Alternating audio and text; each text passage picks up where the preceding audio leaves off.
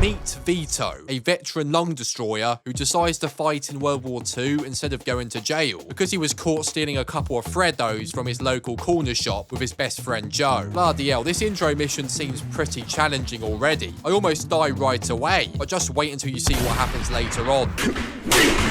After mowing down a moonwalking bellend and murking countless enemies like I'm in Call of Duty, we return home and get our first look at the open world of Empire Bay. This brings back some memories. Before being able to properly explore it, we have the unfortunate task of returning to Vito's mother's house. And on the way, we meet the local sluzzer. So handsome in that uniform. After arriving, we quickly regret returning home from the war. As soon as this bag of bones brings over this pan of horrors, Vito would rather drink trench water. I also don't know what's the bigger mystery. The fact that this apartment only has one bedroom, so Vito's mum has nowhere to sleep when I stay here, or what Munter Hunter decided to leave me this coming home present in the can, mainly consisting of piss and tar. I won't be living here long enough to find out. We need to earn some cash quick. So the next day, I head to Joe's place, and on the way, there is a unique experience that I literally only just found out about. So if you wait for this bloke to give up trying to repair this woman's car, you can actually do this.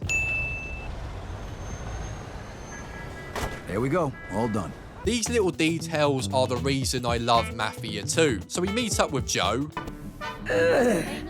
You disgusting pig. And make sure you burn the image of this Hunchback of Notre Dame hybrid in your mind. You'll see why later on. Joe then talks about doing some jobs for his mafia friends so we can earn some cash. But Vito wants to keep his mum happy and attempt to get an honest job at the docks. So we head over there, which gives me a good chance to properly try out the driving in this game. And bloody hell, it's actually pretty good. And it does favour realism rather than an arcadey style, which I personally prefer. These games have always known how to develop good driving mechanics. Although, unlike in other free roam games, the old bill will do you for speeding, and I've got bugger all money to pay the fine, so I decide to cane it to the docks, bringing the cops to my job interview. Luckily they do one, and we meet Derek. Vito mentions that his dad used to work here to better his chances, but Derek and this baldy having a seizure in the corner acts kinda sus.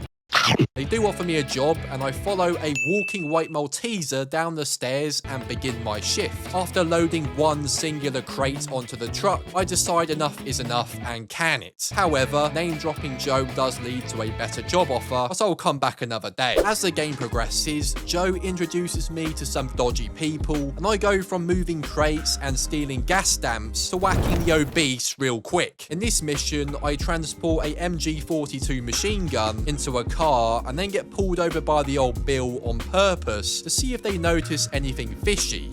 Thank you, officer. All right, I don't want to see your face again. Yeah, they don't give a toss. And Christ, the visuals in this game still look pretty decent. Yes, I'm playing the definitive edition, but it's barely different from the original. What a timeless game this truly is. So we get to the destination and unload this little baby onto a bunch of gobshites. Quickly, it becomes apparent how unforgiving the gunplay truly is. You really have to use the cover system or you'll meet your maker real quick. And to be honest, I can see this being an issue later on when things get harder. But the gunplay itself is pretty good so far, and it does feel satisfying. The obese bloke attempts to eat a pistol, but we gun him down before he gets the chance. After all this, you won't believe what happens next. The old Bill arrests Vito, but not for being a 1950s Punisher, but for stealing god-to-hell gas stamps. Christ, that's like something that would happen here in the UK, with our god-awful justice system. So instead of just showing a couple of cutscenes, Mafia 2 actually puts you in the shoes of a prisoner. I mean, the introduction even gives you a first-person perspective of police brutality.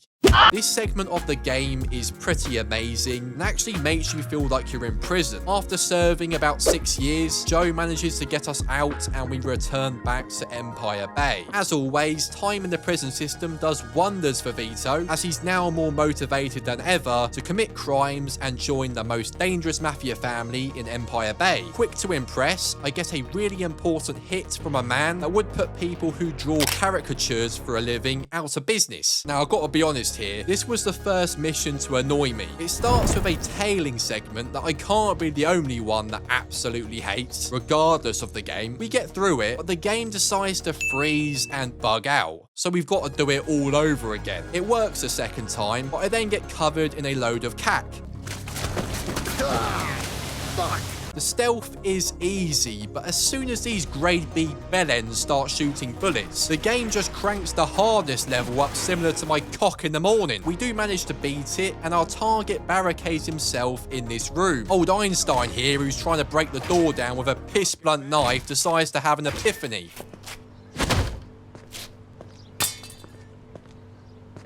Shit.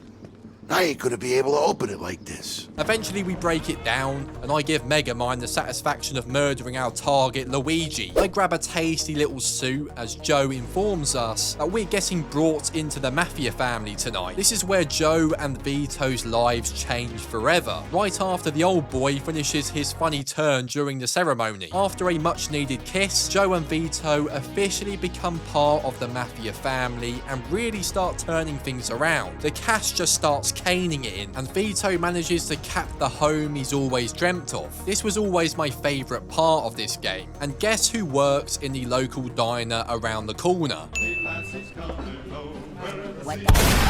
Despite now having everything Vito could want, the most memorable and arguably best mission in this game is about to commence. Those who know will know. Joe organises the most advanced disguises you'll ever see, and our task is to eliminate a fellow mafia boss undetected by blowing up the hotel. Yeah, bloody brilliant idea. I'm sure this arsehole came up with the plan. So we managed to blow it up alright, but end up killing a load of civilians and not the target. So it's time to get our hands dirty. Again, the gunplay just seems ridiculously hard at some points. Maybe I'm just dog shit. We then witness the surprise of the century.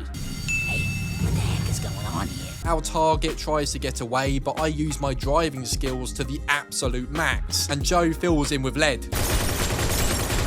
But this is where the game delivers a major twist and almost makes me rage quit. Time passes and we end up owing someone in the family 50 grand, and we need it fast. Derek offers to pay Vito 10k for simply persuading his slaves to work harder, and for 10k it's a no-brainer. But one of his slaves spills something pretty mega. It turns out that Derek and the human Malteser murdered Vito's dad, and Vito's not having it. I now bring you the hardest mission ever created. This genuinely made me want to pack in playing video games all day. The amount of god-to-hell times I failed this mission was unbelievable. And don't get me wrong, killing Baldy was a piece of piss.